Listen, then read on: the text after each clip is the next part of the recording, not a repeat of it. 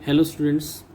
Next जो topic है वो है अनसर्टेनिटी प्रिंसिपल। देखो भाई क्या होता है, अभी अभी हम लोगों ने एक इक्वेशन पढ़ी थी that was equal to lambda is equal to H upon M V, that was called as de Broglie equation. और इसके अंदर हम लोगों ने क्या पढ़ा था, हम लोगों ने पढ़ा था कि अगर कोई मैक्रोस्कोपिक पार्टिकल है तो उसका मास ज़्यादा, वेलोसिटी भी ज़्यादा, यानी कि मोमेंटम ज़्यादा, तो उसका वेवलेंथ क्या था, कम था। इसका मतलब अगर किसी मैक्रोस्कोपिक पार्टिकल का मास ज़्यादा होगा तो हम लोग क्या करेंगे, उसका वेवलेंथ कम होगा और हम उसका वेव कैरेक्टर आइडेंटिफाई नहीं कर पाएंगे। लेकिन होता क्या है, जनरली हम लोग क्या कहते हैं अनसर्टेनिटी प्रिंसिपल पढ़ने से पहले कि एक साइंटिस्ट हुए बोहर, अभी हम लोग पढ़ेंगे थोड़े दिनों बाद बोहर्स मॉडल। बोहर्स थ्योरी के हिसाब से इलेक्ट्रॉन is considered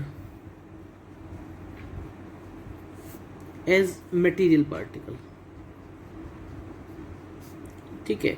और हम लोग क्या कहते हैं कि इलेक्ट्रॉन जो है ना वो ड्यूअल नेचर शो करता है। अब बेटा अगर इलेक्ट्रॉन ड्यूअल नेचर शो करेगा तो कैसा नेचर भी होगा, वेव नेचर भी होगा और पार्टिकल नेचर भी होगा। अब ध्यान से सुनना इस बात को, बहुत इंपॉर्टेंट, इसके ऊपर न्यूमेरिकल आता है सीधा सीधा। अगर मान लो मैं कहता हूं इलेक्ट्रॉन पार्टिकल नेचर शो कर रहा है, पार्टिकल, ये कोई पार्टिकल है, ये ए, ठीक है, ये पार्टिकल है ए, पार्टिकल नेचर शो कर रहा है। तो बेटा पार्टिकल नेचर अगर शो कर रहा है इसका मतलब मैं इसकी डेफिनेट पोजीशन बता पा रहा हूँ, और अगर मैं डेफिनेट पोजीशन बता पा रहा हूँ तो पार्टिकल कहाँ पे है, रेस्ट पे है। क्योंकि अगर पार्टिकल मूवमेंट में आएगा तो मैं इसकी डेफिनेट पोजीशन नहीं बता सकता। अगर ए मूव करना शुरू कर गया तो ए कभी यहाँ होगा, कभी यहाँ होगा, कभी यहाँ होगा, कभी यहाँ होगा। इसका मतलब अगर मैं किसी की डेफिनेट पोजीशन बता रहा हूँ तो इसका मतलब क्या है, बॉडी किस में, रेस्ट में है। और अगर मान लो मैं किसी की डेफिनेट पोजीशन नहीं बता पा रहा तो इसका मतलब क्या है, बॉडी किस में है, मोमेंटम में है। तो हम लोगों ने क्या कहा कि मैं किसी भी पार्टिकल के लिए एग्जैक्ट पोजीशन नहीं बता सकता अगर मैं एग्जैक्ट मोमेंटम बता पा रहा हूं तो। इसका मतलब मैं मोमेंटम और एग्जैक्ट पोजीशन एक साथ दोनों बातें नहीं बता सकता। अगर मैं पोजीशन बता रहा हूं तो इसका मतलब बॉडी के अंदर मोमेंटम नहीं है, और अगर मैं मोमेंटम बता रहा हूं तो इसका मतलब क्या है, बॉडी किस पे है, रेस्ट पे है, ठीक है। तो हम लोग क्या कहते हैं, इन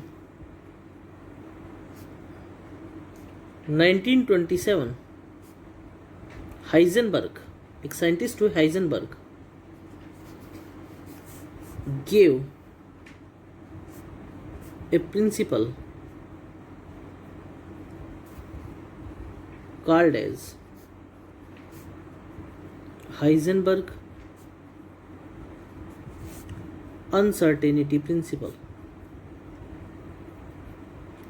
अनसर्टेनिटी प्रिंसिपल, ये क्वेश्चन न्यूमेरिकल पॉइंट से तो इंपॉर्टेंट है ही है, सब्जेक्टिव में हाइजेनबर्ग प्रिंसिपल को स्टेट करवा लेते हैं और उसके ऊपर एक न्यूमेरिकल पूछ लेते हैं। तो ये क्या कहते हैं Heisenberg, it states that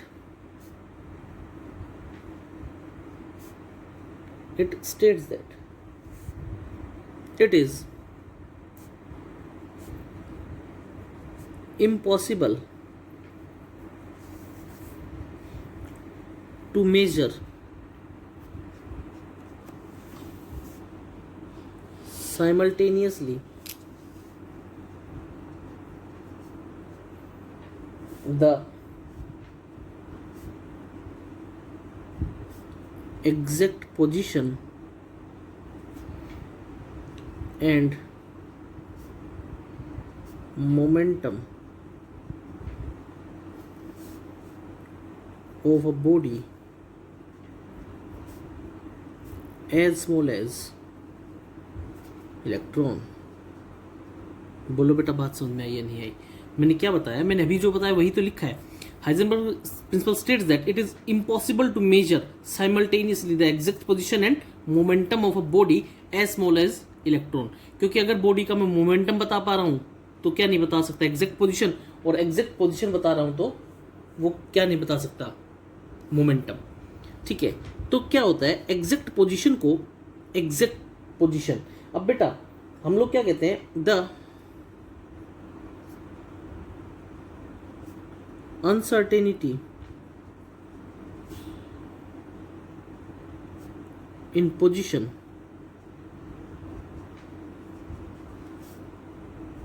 is delta x and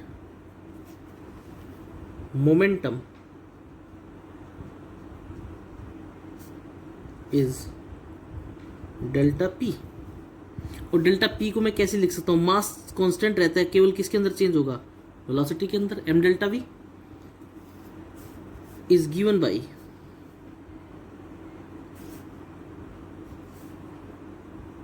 delta X into delta P greater than equal to H upon 4 pi.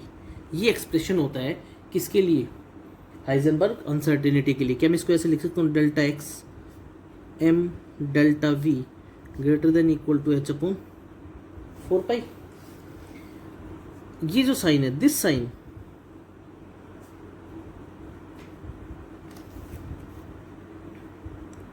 indicates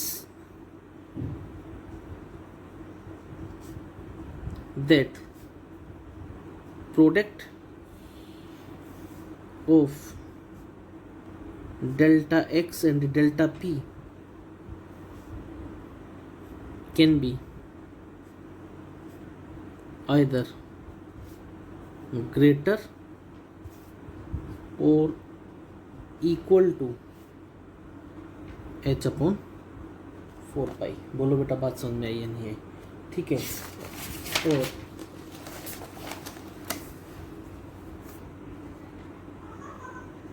and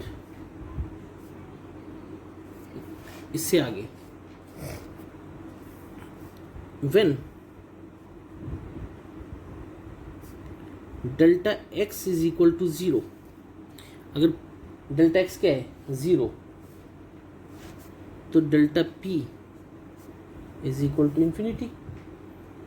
और अगर डेल्टा पी 0 है तो डेल्टा एक्स क्या होगा? Infinity. Hence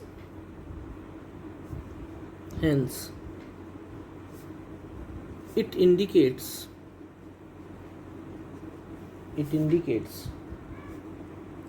a microscopic particle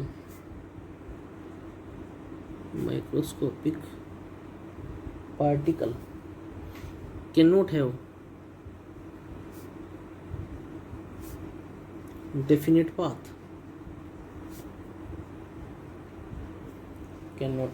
definite path. Next, in case of bigger particles,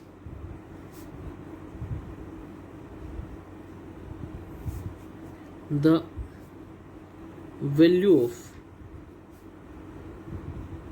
uncertainty is negligible.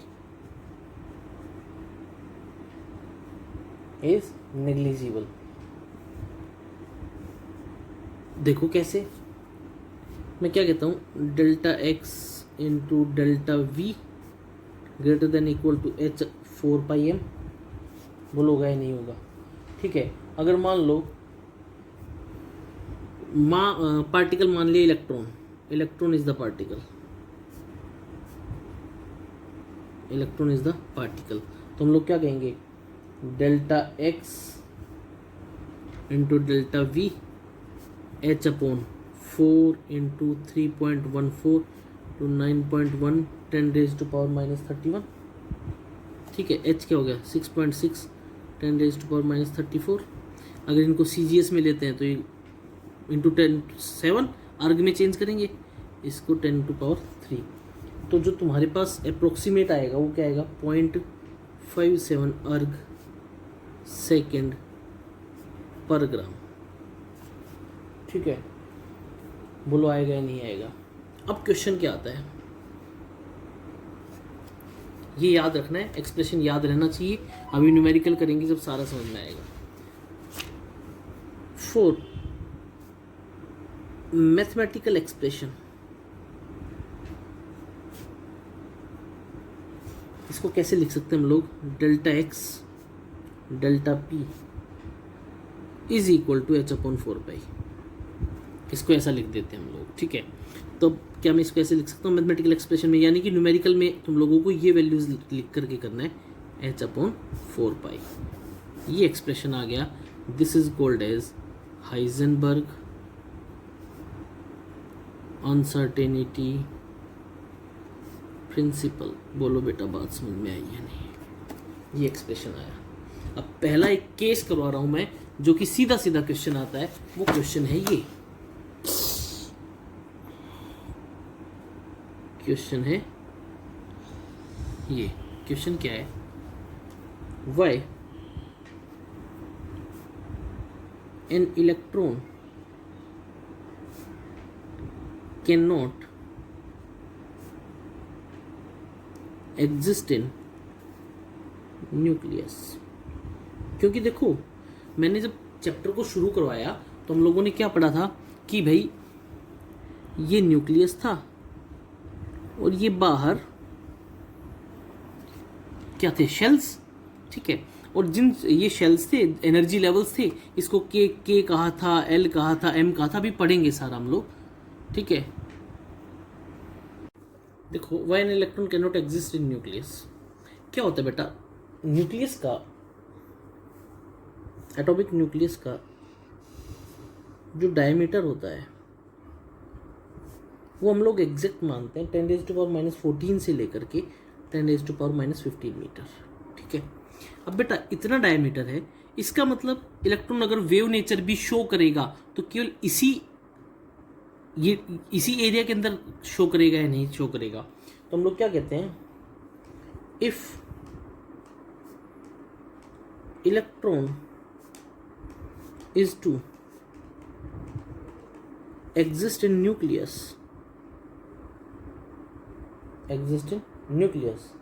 then maximum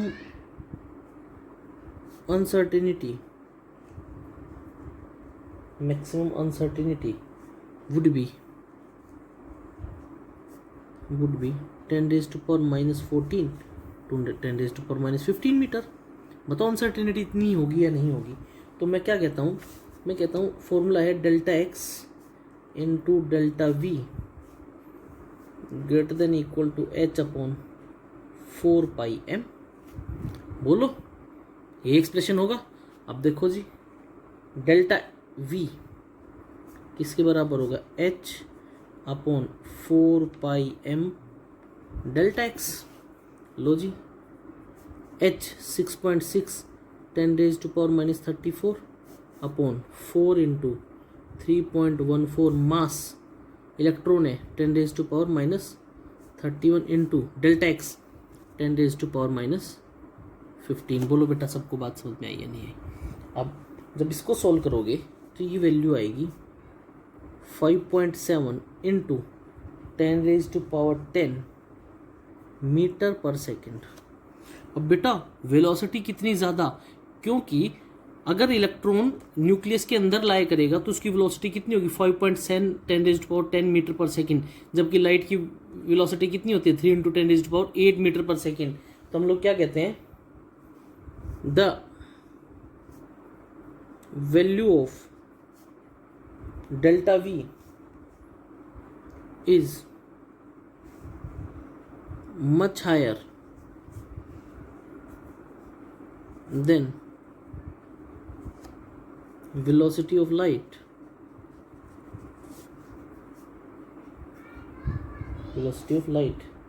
therefore it is not possible that an electron can exist in nucleus. मेरे हिसाब से सबको समझ में आ गया होगा। ठीक है। अगर वेलोसिटी 3 इंटू 10⁸ मीटर पर सेकंड से भी कम होती तो वेलोसिटी कम होती, इलेक्ट्रॉन लाइक कर सकता था। लेकिन हाइजेनबर्ग अनसर्टेनिटी से हम लोगों ने निकाला इसकी वेलोसिटी कितनी ज़्यादा आती है। ठीक है। हम लोग क्या कहते हैं? हाइजेनबर्ग अनसर्टेनिटी प्रिंसिपल का हमारी डेली लाइफ में कोई यूज़ नहीं है। क्यों? क्योंकि किन पार्टिकल्स के लिए यूज़ होती है? मैक्रो पार्टिकल्स के लिए। तो हम लोग क्या कहते हैं? This principle has no significance in our daily life। बोलो बेटा बात समझ में आई या नहीं आई? ठीक है, अब next.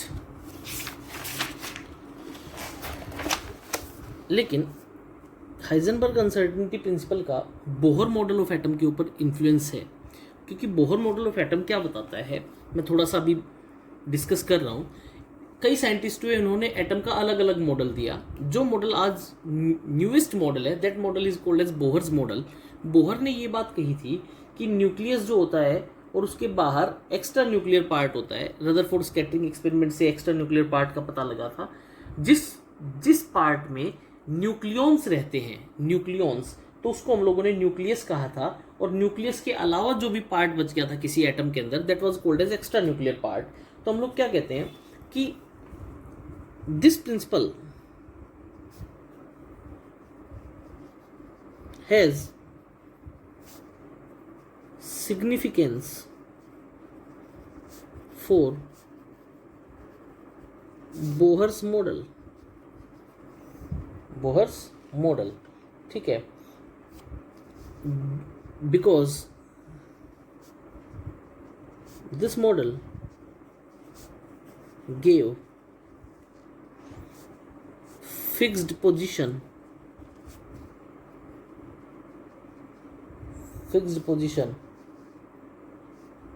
in a fixed orbit for an electron। ठीक है, अब देखो बेटा, दो बातें हुई। एक तो होता है orbit,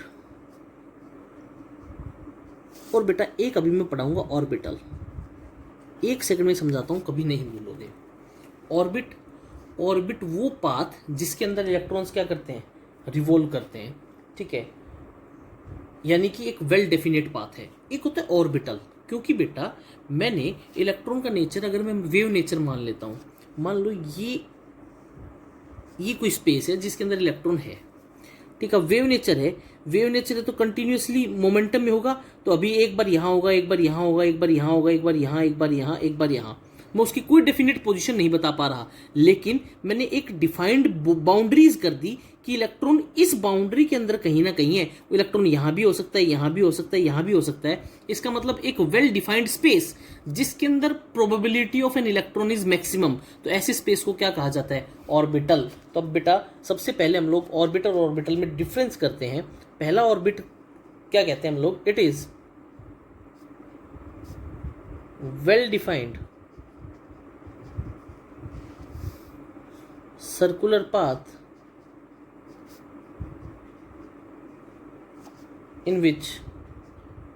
circular path around nucleus in which electron revolves। Next, orbit, all paths are circular और एलिप्टिकल। अब ऑर्बिटल अभी भी हम लोगों ने पढ़ा था। ऑर्बिटल क्या था, it is space around nucleus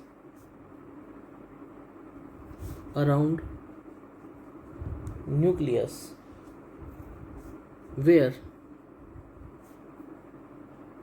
probability of finding electron is maximum।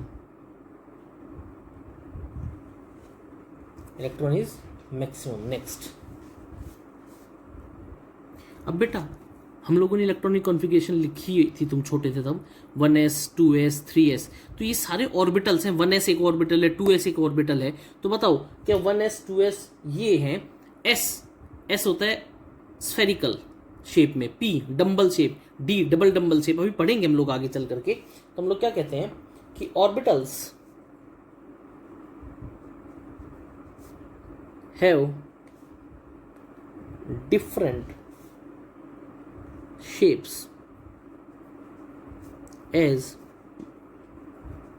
S orbital is circular, P orbital is dumbbell, and D is double dumbbell. बोलो होगा या नहीं होगा? मैंने क्या बताया? S ऑर्बिटल स्फेरिकल, P क्या होगा? डम्बल, S P, D क्या होगा? Double dumbbell. फिर ऑर्बिट में क्या कहते हैं? These are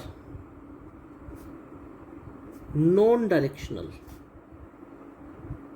These are non directional. ठीक है. Next, last, N orbit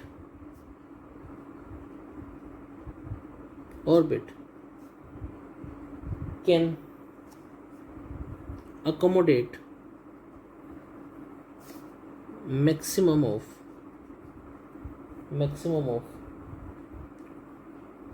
2n square electrons,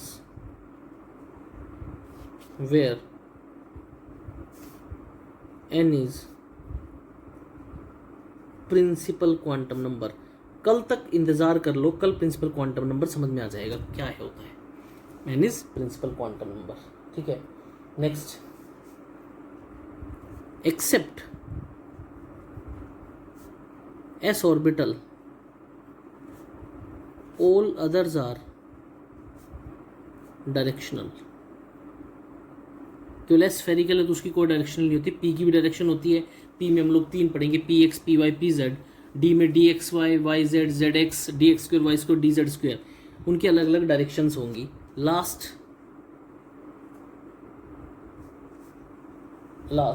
N orbital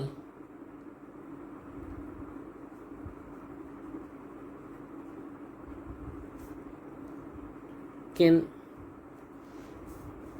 accommodate maximum of 2 electron with opposite spin.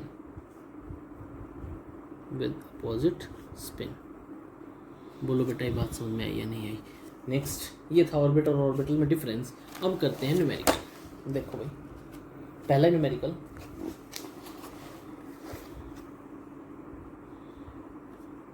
हम लोग क्या कहते हैं? On basis of Heisenberg uncertainty principal, HUP, calculate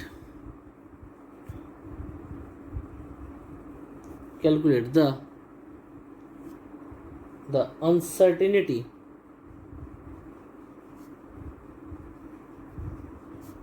in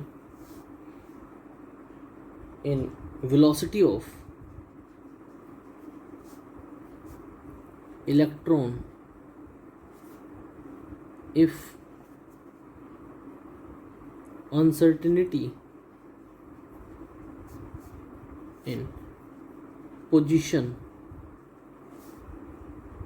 is 1 angstrom. तो देखो भाई, अनसर्टेनिटी इन पोजिशन यानी कि डेल्टा एक्स क्या है? 1 एंगस्ट्रोम यानी कि 10⁻⁻10 metre is equal to 1 angstrom. अरे बोलो होगा या नहीं होगा? अब किसके वेलोसिटी निकालनी है? फॉर्मूला क्या होता है? Delta x delta v h/4πm. लो जी, इलेक्ट्रॉन है delta v h/4πm delta x. लो जी, 6.6 10⁻⁻34 अपॉन 4 × 3.14 m. इलेक्ट्रॉन है 10⁻⁻31 इंटू डेल्टा एक्स कितना है? 10⁻⁻10. बोलो बेटा, यहाँ से इसको पूरे को सोल्व करोगे तो वैल्यू आएगी 5.7 10⁻5 मीटर पर सेकेंड. बोलो बेटा बात समझ में आई या नहीं? Calculate the uncertainty in velocity of cricket ball of mass 150 gram if uncertainty in position is of order 1 angstrom, h is equal to 6.6 10 raised to power minus 34 kilogram metre square second inverse. ठीक है, क्या निकालना है? Uncertainty in velocity. Formula क्या था? Delta x delta P H upon 4 pi. क्या मैं इसको ऐसे लिख सकता हूँ? Delta X M delta V H upon 4 pi. ठीक है जी, डेल्टा वी निकालना है, H upon 4 pi delta X M. तो मेरे पास क्या आ गया? 6.6 10 raise to power minus 34 upon 4 into 3.14। Delta X कितना दे रखा है? Position 1 angstrom 10 raise to power minus 10 9.1 10 raise to mass दे रखा है 150 ग्राम। तो किलोग्राम कितना होगा? 0.10150 150 अपॉन में 1000। तो यहाँ से ये सॉल्व करोगे तो it will be comes out to be 3.4 10 raise to power minus 24 metre per second. बोलो बेटा कर लोगे या नहीं कर लोगे? हाइजेनबर्ग अनसर्टेनिटी प्रिंसिपल पूरा हुआ। मैं फिर से एक बार थोड़ा रिवाइज करवा देता हूँ। हाइजेनबर्ग अनसर्टेनिटी प्रिंसिपल का बेसिस ये है कि हम लोग पोजीशन और मोमेंटम एक साथ दोनों कैलकुलेट नहीं कर सकते साइमल्टेनियसली, क्योंकि अगर कोई बॉडी मोमेंटम के अंदर है तो हम उसकी एग्जैक्ट पोजीशन नहीं बता सकता, क्योंकि अगर मोमेंटम में है तो कंटिन्यूसली वो अपनी पोजीशन क्या करती रहेगी? चेंज करती रहेगी। और अगर मान लो मैं किसी की डेफिनेट पोजीशन बता पा रहा हूँ तो इसका मतलब वो बॉडी मोमेंटम में नहीं है। अभी हाइजेनबर्ग अनसर्टेनिटी प्रिंसिपल के ऊपर मैं 6-7 क्वेश्चंस भी आप लोगों के पास असाइनमेंट के हिसाब से भेज रहा हूँ, उनको भी आप लोग सॉल्व कर लेना। और कोई भी अगर प्रॉब्लम हो तो पर्सनली मेरे नंबर के ऊपर कॉल करो और मेरे से पूछ लिया करो। ठीक है, एक बार देख लो, आज हम लोगों ने शुरुआत की थी हाइजेनबर्ग अनसर्टेनिटी प्रिंसिपल से, और हम लोगों ने कहा था इलेक्ट्रॉन का नेचर कैसा होता है? Dual nature, one was having wave and another was particle. ये सारा था बेटा। ठीक है, अगर कोई भी प्रॉब्लम हो तो फ़ोन करके पूछ लेना। Okay, thank you.